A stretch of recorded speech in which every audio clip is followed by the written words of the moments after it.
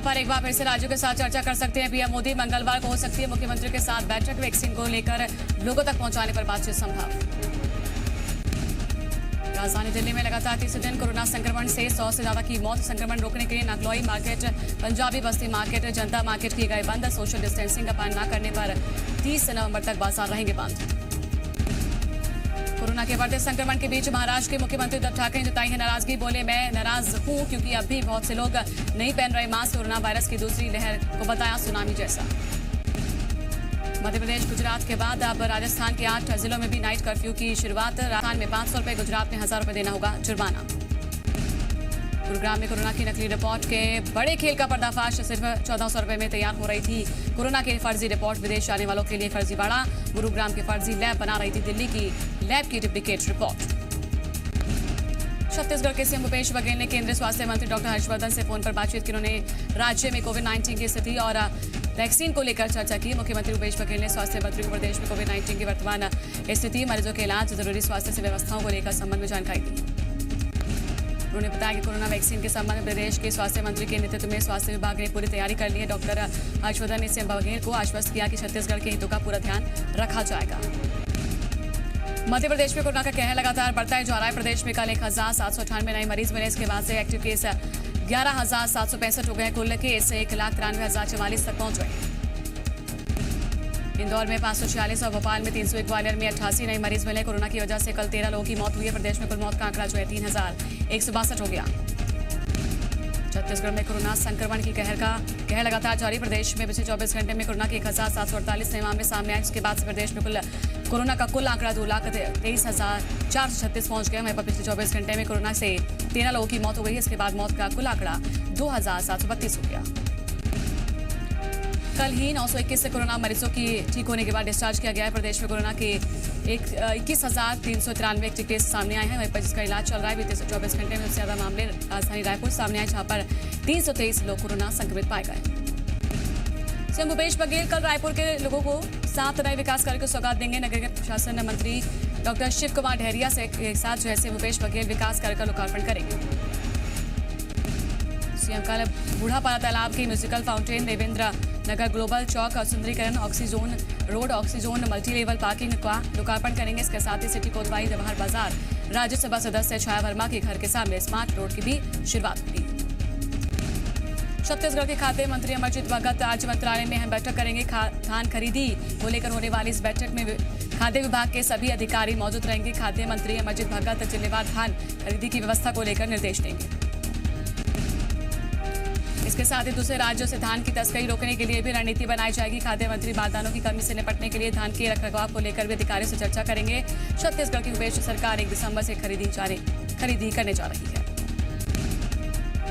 मध्य प्रदेश में महिलाओं को सशक्त बनाने के लिए अभियान जारी है। इसके लिए सशक्त महिलाएं आत्मनिर्भर मध्य प्रदेश अभियान चलाया जा रहा है। इसी के तहत मुख्यमंत्री शिवराज सिंह चौहान आज राज्य ग्रामीण आजीविका मिशन अंतर्गत गठित स्व सहायता समूह को 150 करोड़ रुपए का बैंक ऋण वितरित करेंगे। पंचायत एवं ग्रामीण विकास विभाग के अनुसार मध्य प्रदेश राज्य ग्रामीण आजीविका मिशन के अंतर्गत ग्रामीण विकास क्षेत्रों में रहने वाले गरीब परिवारों की महिला सदस्यों को स्व सहायता समूह से जोड़कर सामाजिक एवं आर्थिक सशक्तिकरण किया जा रहा है। मध्य प्रदेश की कृषि मंडियों में पेट्रोल पंप खुलेंगे। कृषि मंत्री कमल पटेल ने दिल्ली में केंद्रीय पेट्रोलियम मंत्री से मुलाकात की है। वहीं पर इस मुलाकात में कृषि मंत्री कमल पटेल ने मध्य प्रदेश की 25 कृषि उपज मंडियों में पेट्रोल पंप खोलने को लेकर चर्चा की। कृषि मंत्री ने बताया कि मध्य प्रदेश में किसानों के कल्याण के लिए प्रभावी योजनाओं को अमल में लाया गया है और जिससे अब उन्हें आत्मनिर्भर और समृद्ध बनाने में मदद मिलेगी। प्रदेश में कृषि उपज मंडियों को स्मार्ट बनाया जाएगा। प्रदेश की 25 मंडियों में पेट्रोल पंप खोले जाएंगे।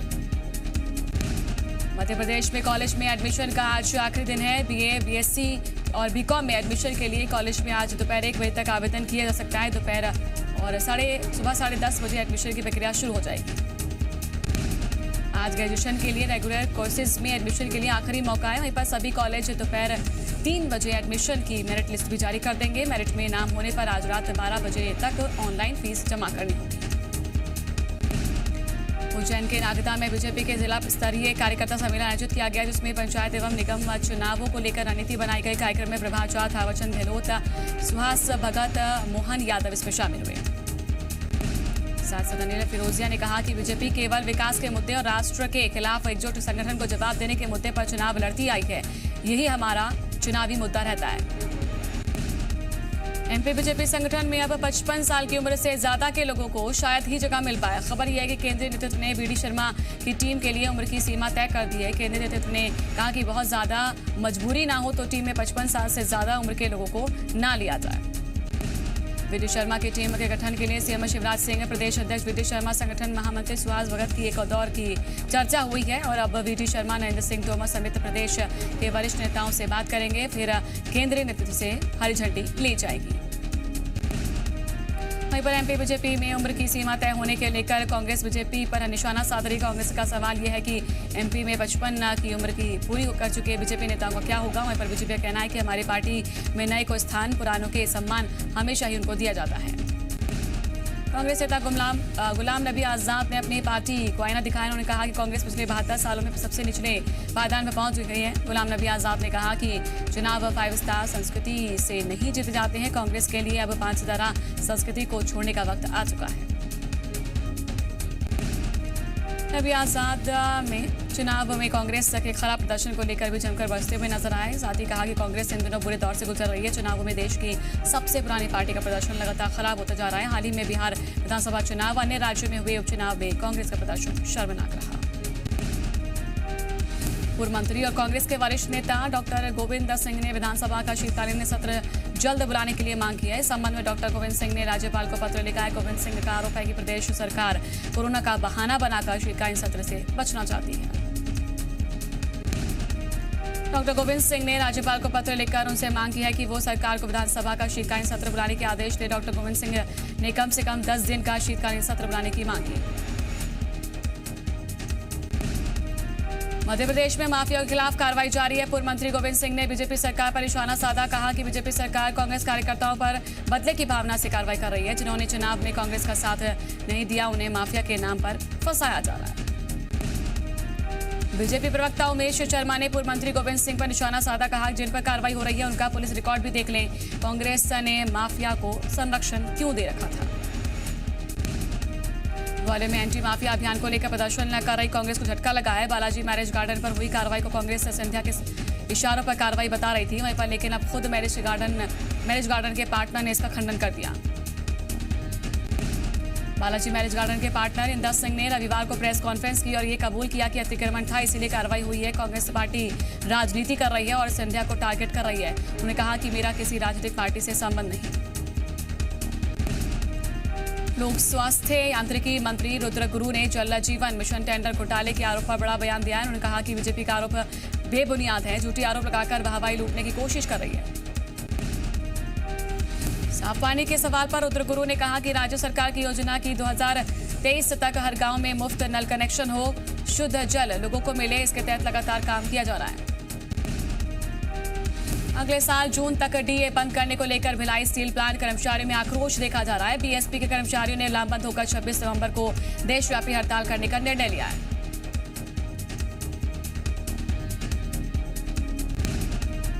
स्टील प्लांट के यूनियन नेताओं का कहना है कि केंद्र सरकार आर्थिक विनाश करने का बरामदा है। इस बार सरकार ने फिर से लोगों की आय पर एक और गहरा प्रहार किया है। मुख्यमंत्री शिवराज सिंह चौहान ने प्रदेश में शुद्ध के लिए युद्ध अभियान शुरू किया है। इसके तहत उनके गृह जिले सीहोर के बिल्किसगंज में फूड कंपनी की पनीर फैक्ट्री पर प्रशासन ने कार्रवाई की। 12 से ज्यादा अधिकारियों की टीम इलाके में पहुंची। पनीर, दूध, दही, बटर सहित अन्य उत्पादों का सैंपल लिया गया। इसके अलावा खेतों में केमिकल वाले पानी छोड़ने को लेकर भी प्रबंधन से पूछताछ हुई है। प्राथमिक जांच में अधिकारियों को फैक्ट्री में कई तरह की अनियमितता मिली है। फैक्ट्री में प्रदूषण खाद्य बोर्ड के नियमों का उल्लंघन भी किया जा रहा है और जांच दल में एसडीएम और सीएसपी, तहसीलदार, नायब तहसीलदार, खाद्य अधिकारी भी शामिल थे। इंदौर आईजी योगेश देशमुख ने बदमाशों को सुधारने के लिए अनोखे अभियान की शुरुआत की है। इस अभियान के तहत हर इलाके के लिस्टेड बदमाशों को रविवार को संबंधित थाने में आकर हाजिरी देनी होगी। जो बदमाश खुद आकर थाने में अपनी हाजिरी लगाएंगे उन्हें थाने में योग करवाकर स्वास्थ्य लाभ दिया जाएगा और जो बदमाश नहीं आएंगे उन्हें पुलिस खुद ढूंढ कर लाएगी और फिर उनका शहर में जुलूस निकाला जाएगा। पुलिस के मुताबिक इस अभियान के तहत बदमाशों को सुधरने का मौका भी दिया जा रहा है। भोपाल में पैसा दोगुना करने के नाम पर ठगी करने वाले चिटफंड कंपनी के 2 आरोपियों को पुलिस ने गिरफ्तार कर लिया। इनके पास से 1,36,77,000 रुपए की राशि और 4 गाड़ियां बरामद की गई है। कंपनी के 4 दफ्तरों पर पुलिस ने कार्रवाई की। आरोप है कि कंपनी लोगों को लालच देकर लोगों से पैसा जमा करवाती थी। कंपनी ने अब तक करोड़ों रुपए की ठगी कर चुकी है। कंपनी का मेन ऑफिस मुंबई में है और एक संस्था ने पुलिस से ठगी का शिकायत की थी और इसे संज्ञान लेते हुए पुलिस ने ये कार्रवाई की। भोपाल में जमीनी विवाद के चलते 2 गुटों के बीच में खूनी संघर्ष हो गया। घटना बिलखेरिया थाना क्षेत्र की है, जहां पर जमीन को लेकर विवाद इतना बढ़ गया कि खेत पर ही 2 गुटों में भिड़ंत हो गई, जिसमें 6 लोग घायल हो गए। घायलों में एक महिला भी शामिल है। छतरपुर में जमीनी विवाद को लेकर एक बुजुर्ग की पीट-पीट कर हत्या कर दी गई। घटना ओरछा रोड के हमा गांव की है, जहां पर बीती रात को गांव के आधे दर्जन से ज्यादा लोगों ने बुजुर्ग किसान के घर में घुसकर उसकी लाठी डंडों से पिटाई कर दी, जहां पर इलाज के दौरान उसकी मौत हो गई। मृतक के परिजनों का आरोप है कि गांव के कुछ लोगों से जमीन के कब्जे को लेकर विवाद चल रहा था। आरोपी पक्ष उनकी जमीन पर कब्जा करना चाहता था, इसी वजह से बुजुर्ग की हत्या कर दी गई। पुलिस ने 7 आरोपियों के खिलाफ मामला दर्ज कर सभी को हिरासत में लिया। रायपुर में एक नाबालिग के साथ गैंगरेप का मामला सामने आया है। घटना गुड़ियारी थाना क्षेत्र की है, जहां पर नाबालिग रात को अपने दोस्त के साथ घूमने निकली थी और इस दौरान उसके दोस्त ने अपने 2 दोस्तों के साथ मिलकर नाबालिग का रेप किया। इसके बाद आरोपी पीड़िता को वहीं छोड़कर फरार हो गए। लड़की ने परिवार वालों के साथ जाकर शिकायत दर्ज कराई। पुलिस तीनों आरोपियों की तलाश कर रही है। अनूपपुर रेलवे में उस समय हड़कंप मच गया जब पता चला कि एक चलती ट्रेन में भीषण आग लग गई। कोयले से भरी मालगाड़ी बिलासपुर से शहडोल जा रही थी और आनंद फानन में रेलवे अधिकारियों ने मालगाड़ी को जैतहरी रेलवे स्टेशन पर रोक दिया। आग बुझाने की कोशिशों में जुट गए। आग बुझाने के लिए जैतहरी नगर परिषद और हिंदुस्तान पावर से फायर ब्रिगेड को बुलाया गया। हालांकि ट्रेन के ऊपर बिजली लाइन होने की तुरंत वजह से जो है पानी नहीं डाला गया। वहां पर जब बिजली सप्लाई बंद की गई, उसके बाद दमकल की गाड़ियों ने आग पर काबू पाया। पर्यटन, पर्यावरण और महिला सशक्तिकरण को बढ़ावा देने के लिए 15 महिला बाइकर्स की टीम कान्हा टाइगर रिजर्व पहुंची, जिन्होंने 19 नवंबर को भोपाल से अपनी यात्रा शुरू की थी। इसके बाद से ये महिला बाइकर्स मड़ई, सतपुड़ा, पेंच टाइगर रिजर्व से होते हुए कान्हा पहुंची हैं। इन महिला यात्रियों ने पाक सफारी तो नहीं की, लेकिन रात में कान्हा टाइगर रिजर्व की पहचान टाइगर ट्राइबल डांस का आनंद लिया है और करीब 1500 किलोमीटर की यात्रा के दौरान सफर में पड़ने वाले गांव कस्बों में बाइकर्स पर्यटन और पर्यावरण के साथ ही महिला सशक्तिकरण के लिए भी लोगों को जागरूक भी कर रही है। कोरोना को हराने के लिए इस समय सबसे जरूरी है मास्क और ऐसे में उज्जैन के समाज सेवी मोती सिंह ने कोरोना वॉरियर्स के लिए खास किस्म की मास्क और ग्लव्स को बनाया है। दक्षिण कोरिया से मंगवाया गया ये मास्क ग्लव्स कई मायनों में अलग है। मोती सिंह ने रोचक जानकारी देते हुए बताया कि इनकी एक समय सीमा है और 15 दिन और महीना भर बाद ये अपने आप में ही नीले पड़ जाते हैं। हालांकि उसके बावजूद भी इसे इस्तेमाल किया जा सकता है। मोती सिंह अभी तक सैकड़ों मास्क मंगवाकर कोरोना वॉरियर्स को बांट चुके हैं। सऊदी अरब में आयोजित 15वें G20 शिखर सम्मेलन का समापन सम्मेलन के दूसरे दिन पीएम मोदी ने कोविड काल में दुनिया की सुरक्षा को लेकर चिंता जताई। जम्मू के सामा सेक्टर में मिली 150 मीटर की सुरंग 19 नवंबर को नगरोटा में मारे गए जैश के 4 आतंकियों ने यहीं से की थी घुसपैठ।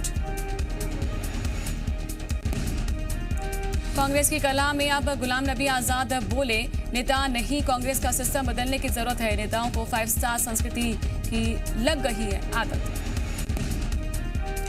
188 करोड़ की लागत से बनकर तैयार हुए सांसदों के नए आवास आवंटित राशि में 30 करोड़ की हुई है बचत। वहीं पर दिल्ली के बीडी मार्ग पर सांसदों के लिए बने हैं 76 आवास। सुबह 11 बजे पीएम नरेंद्र मोदी करेंगे उद्घाटन। ड्रग्स केस में भारती और उसके पति हर्ष की जमानत अर्जी पर सुनवाई आज। कोर्ट ने दोनों को 4 दिसंबर तक न्यायिक हिरासत में भेज दिया।